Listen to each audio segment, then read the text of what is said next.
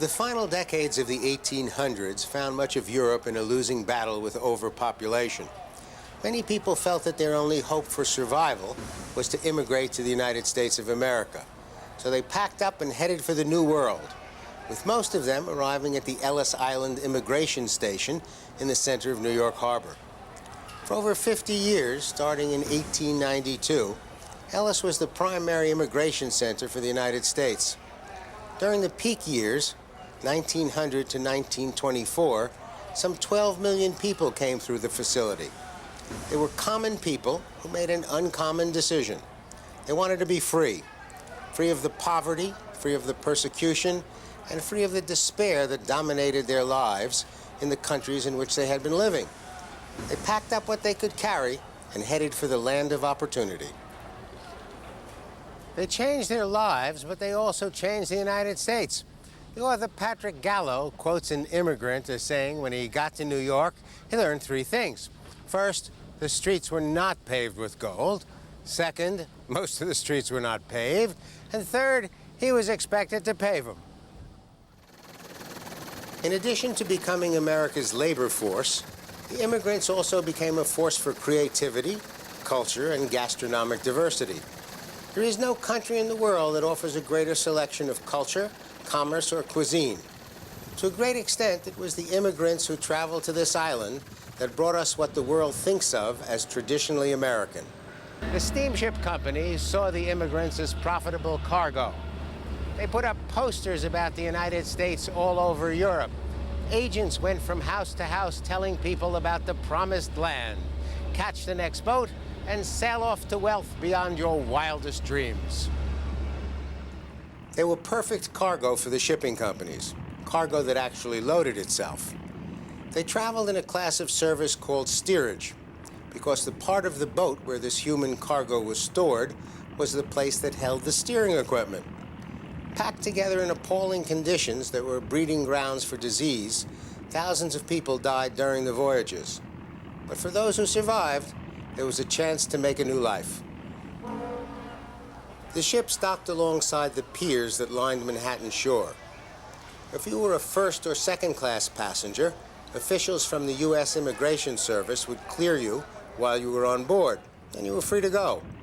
But if you had come over in steerage, you were loaded onto ferries and taken across New York Harbor to Ellis Island.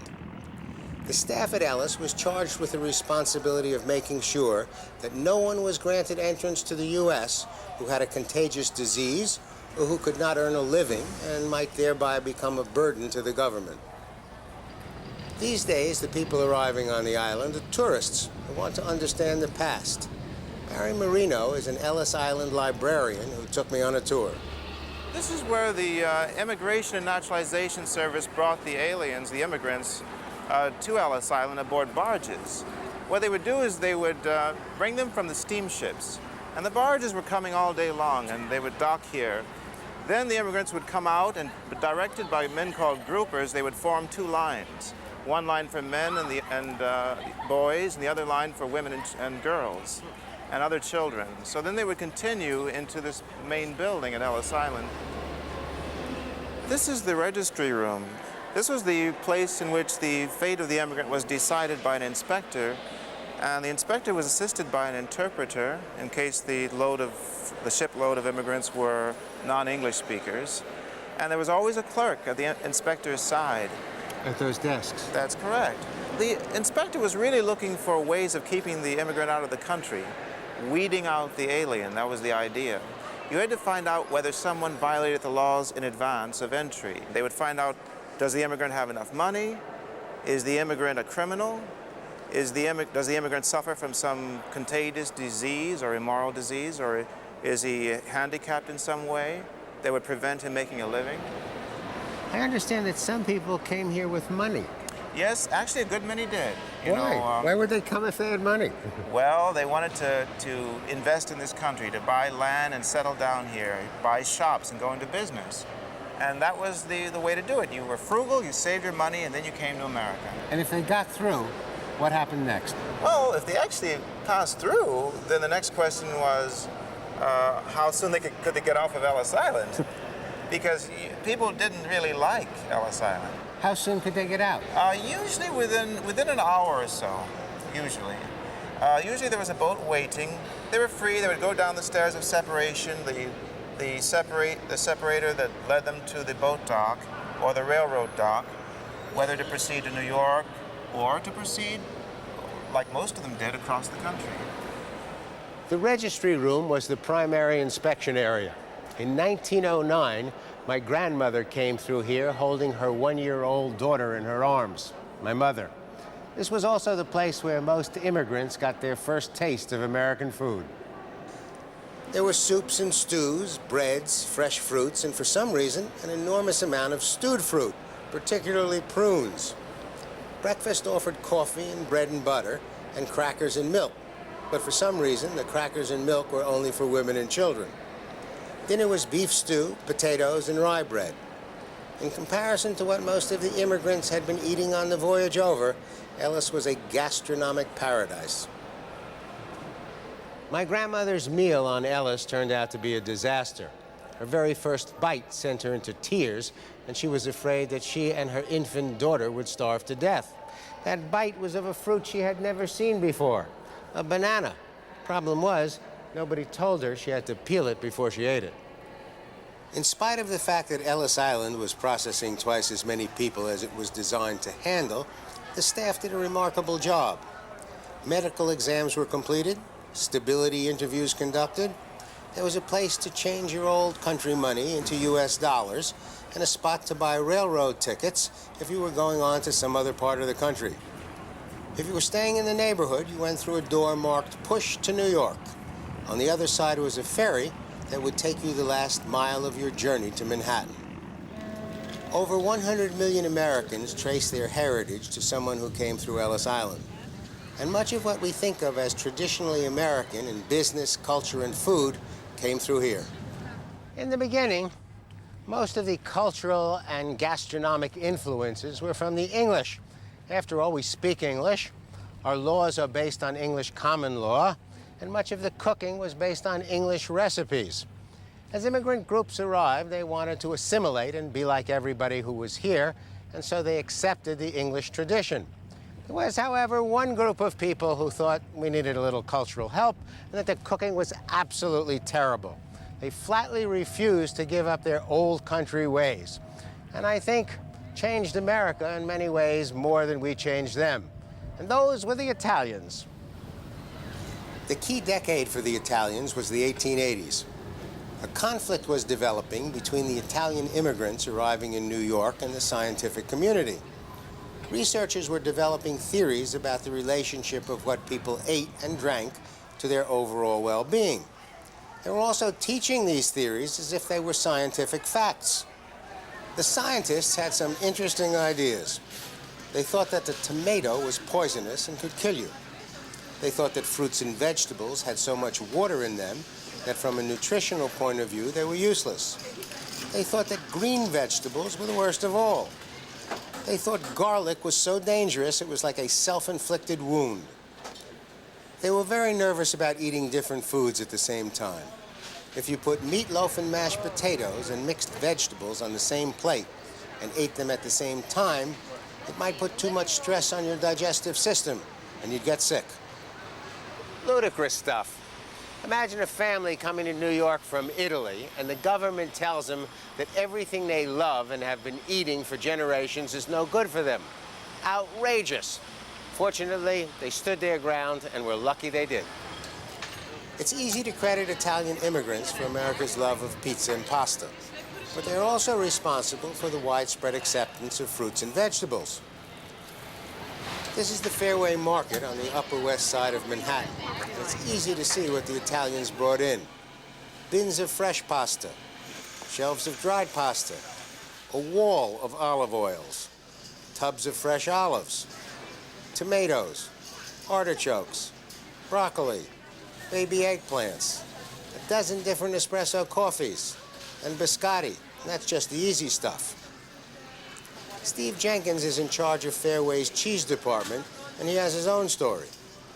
At this counter, there's probably some 400 cheeses. But I'd say France aside, the majority of them are Italian. We started in the northwest corner of Italy, where there's one of the 5 greatest cheeses in the whole world that's called Fontina d'Aosta, from Aosta, the great semi-soft raw cow's cheese from near Mount Fonti, the greatest melting cheese in the world. And from there we just fell across the Piemonte border and discovered that the great Paglia cheeses and the Toma cheeses and Bra, the great cow's milk cheeses of Piemonte, in addition the goat's milk Roccaverano and the sheep's milk Burazzano, and now they're staples. They're things that our customers absolutely have to have. From Piemonte we travel west into Lombardia, where we discovered great mascarpone. From there we went into Tuscany and pioneered what I think is my favorite cheese in the world, which is Pecorino Toscano, name-controlled sheep's milk cheese from Tuscany. Comes in a variety of sizes and shapes and ages. It's always raw milk. It's one of the most satisfying cheeses I know. And into Campania, and we bring in mozzarella di bufala, which since the 2nd century AD has been the definitive mozzarella, not cow's milk. They don't even call cow's milk mozzarella, they call it fior di latte. That's Campania, that's the area that's all around Napoli. We make sure we've got them every day, and they sell in ever-increasing amounts, and it's an enormous source of pride. For centuries, the idea of good eating meant meat and fat. And in the early 1900s, researchers discovered vitamins and dietary minerals, and all the rules changed. Suddenly, fruits and vegetables became good foods. The Italians also brought in America's favorite dessert. The Chinese had been making something like ice cream for about 5,000 years. But it was the Italians who introduced ice cream to Europe and eventually to the general public in North America. The ancient Romans loved ice cream. They would send a runner into the mountains to get ice, bring it back to town, mix it with crushed fruit and cream, and end up with something like what we have today. Ice cream followed a rather rocky road in ancient Rome. If you came back from the mountains and your ice was melted, the emperor might just feed you to the lions. Things were better in colonial America. George Washington had his own ice cream making machine, and Thomas Jefferson had his own recipe for French vanilla. But it took the immigrants from Italy to make ice cream what it is today. Yummy. And it was the Italian immigrant community that developed much of the American wine business. Many of the great vineyards in California were started by Italian farm families that came to the United States at the end of the 1800s. Edward T. O'Donnell is an urban and ethnic historian who stopped into New York's Park Avenue Cafe to talk about the immigrant contribution to American culture. Well, the Italians brought with them, first and foremost, themselves by the millions. And one of their most obvious contributions to America were the millions of people that filled the factories and the work sites, that built the roads and produced the great abundance of the American economy in the early 20th century. These are mostly nameless, faceless people that we don't know anything about, except that they were Italian and that they came to America. But among the millions, there certainly are many very notable ones that do stand out. Probably one of the best examples being Marconi, who invented the wireless set and eventually founded the company that becomes RCA, one of the biggest and most important corporations in the 20th century. Enrico Fermi won the Nobel Prize for his research in nuclear science. You could shift to the arts and look at people like Enrico Caruso, probably the most popular entertainer in the early 20th century. Into areas like baseball. New Yorkers would certainly argue, and I think a lot of other baseball fans would agree, that Joe DiMaggio is one of the great baseball players of all time. Yogi Berra, certainly another great one. You could shift to Hollywood and see that Frank Capra, the man who brought such great movies like It's a Wonderful Life to the silver screen, certainly were key figures in the heyday of Hollywood. So you have both lots of nameless, faceless people who made their contribution, and then certainly notable ones that stand out. In terms of numbers, the largest group to come through Ellis Island were the Italians. The second largest group were the Irish. But the Irish opened the place for business. On New Year's Day of 1892, a 15-year-old girl named Annie Moore became the first immigrant to pass through the government station on Ellis. She'd come from County Cork in Ireland. Annie Moore was welcomed to her new country by millions of Irish men and women who had come here during the 1800s to avoid the famine that was caused by the repeated failure of the potato crop. Potatoes had become a basic part of virtually every meal in the Irish peasant home. When the Irish arrived in North America, They immediately planted potatoes and single-handedly made them as popular as they are today. Now, the Irish, of course, have been coming since the colonial period, but their biggest wave was certainly in the 19th century. And their contribution, one of their biggest contributions, was that they arrived in such huge numbers and really shocked America. Forced America to really think about what it meant to be an American. And by being mostly poor from Ireland and Catholic for the most part, they forced America really to rethink what it meant to be American and kind of expanded the definition. America was not particularly pleased with the arrival of the Irish and gradually, over time, it took a couple generations, accepted them as Americans. I mean, you could look at something like the St. Patrick's Day Parade that is held all across the country now. Every year on March 17th, it's a celebration of Irish identity, but it's been copied and replicated by every immigrant group since.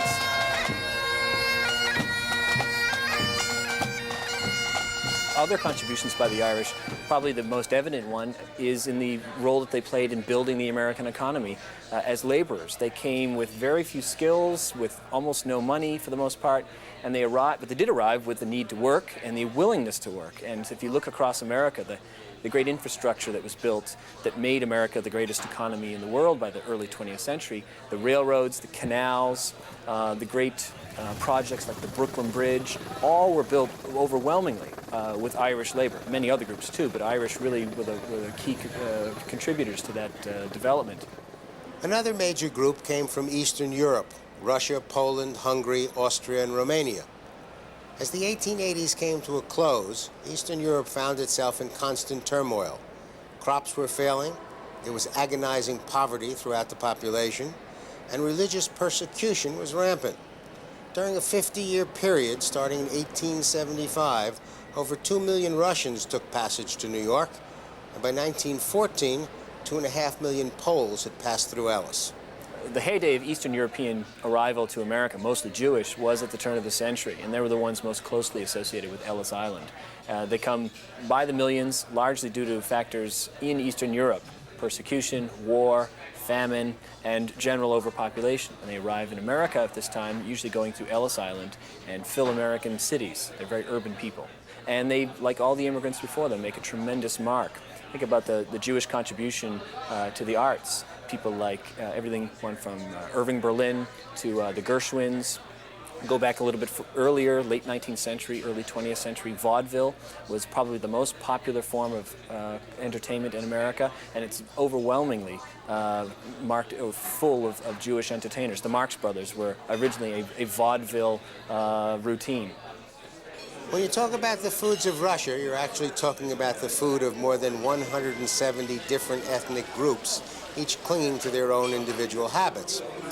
They all loved rich whole-grain breads, which were much healthier than the overly processed white breads eaten by most Americans.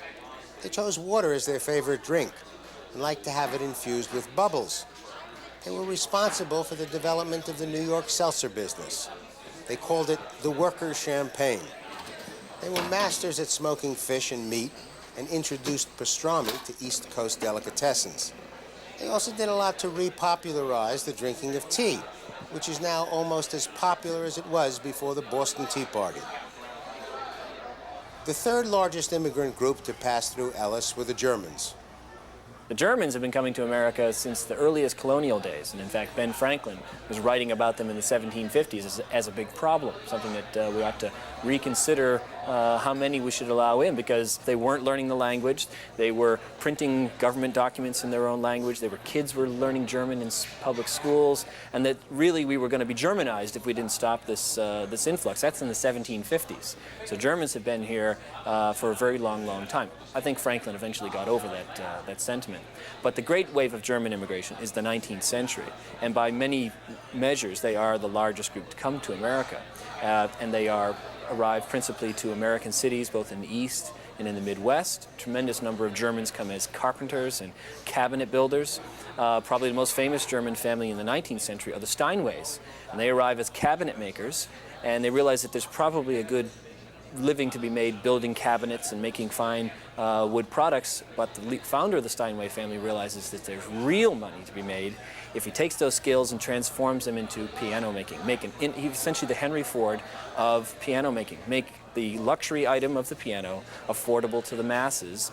Well, Germans, some of their food is still very important to America. Other traditions, if we think about kindergarten, it's a German word, and it's a German cultural contribution to America. The Germans believed in education, especially at a young age, and they established kindergartens, and eventually when American public education began to evolve, they simply borrowed the word to describe early childhood education. Much of the American Christmas is of German influence, or certainly influenced by the German migration. The Christmas tree is certainly a Northern European tradition that Germans brought to America, the idea of cutting down a tree, putting it in the house, and decorating it. Even our image of Santa Claus. Thomas Nast, who was a famous political cartoonist in the 1860s and 70s, and developed everything from the image of the Republican Party, the elephant, and the Democratic Party, the donkey, which were cartoon images, but also every year for Harper's Weekly, he drew a picture of Santa Claus for their Christmas cover. And it was that image that gives us all the things we think about when we think about Santa Claus. A life-size figure. Santa Claus had often been depicted as a small elf.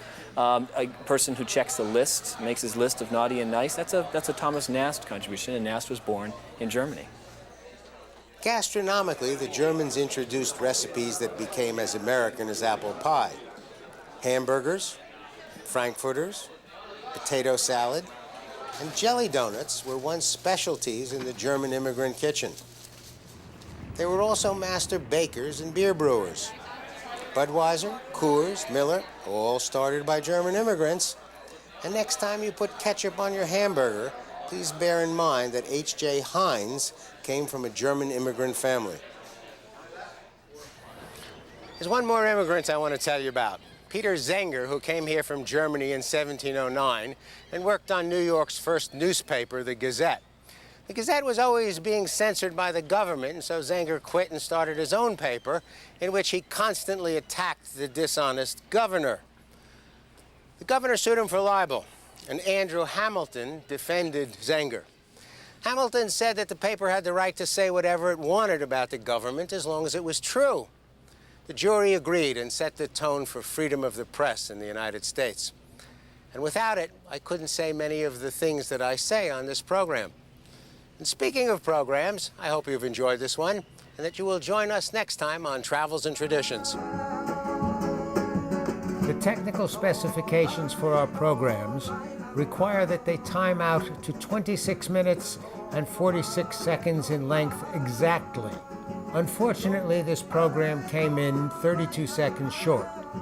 Since I had included everything I thought was relevant, I had no choice but to fill in with this brief musical interlude.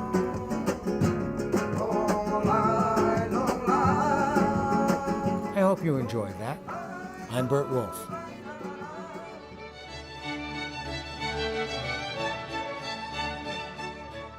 Whenever we edit one of our programs, we always end up with more good material than we can fit in. Interviews, stories, recipes.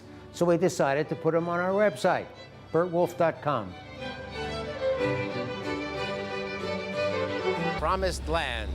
Catch the next boat and sail off to wealth beyond your wildest dreams. They were perfect cargo for the shipping companies, cargo that actually loaded itself.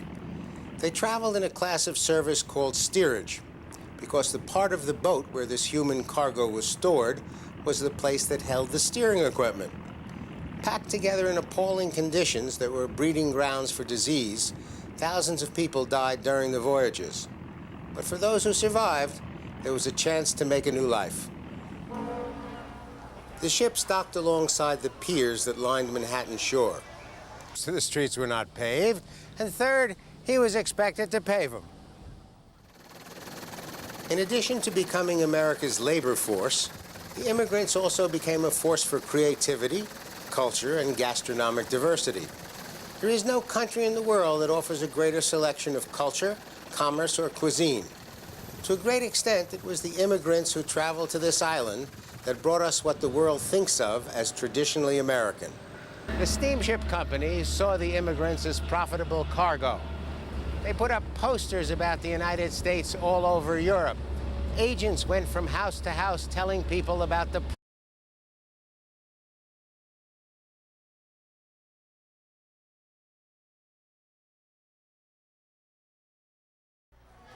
The final decades of the 1800s found much of Europe in a losing battle with overpopulation. Many people felt that their only hope for survival was to immigrate to the United States of America. So they packed up and headed for the New World, with most of them arriving at the Ellis Island Immigration Station in the center of New York Harbor. For over 50 years, starting in 1892, Ellis was the primary immigration center for the United States. During the peak years, if you were a first or second class passenger, officials from the U.S. Immigration Service would clear you while you were on board, and you were free to go. But if you had come over in steerage, you were loaded onto ferries and taken across New York Harbor to Ellis Island. The staff at Ellis was charged with the responsibility of making sure that no one was granted entrance to the U.S. who had a contagious disease or who could not earn a living and might thereby become a burden to the government. These days, the people arriving on the island are tourists who want to understand the past. Barry Marino is an Ellis Island librarian whose 1900 to 1924, some 12 million people came through the facility. They were common people who made an uncommon decision. They wanted to be free of the poverty, free of the persecution, and free of the despair that dominated their lives in the countries in which they had been living.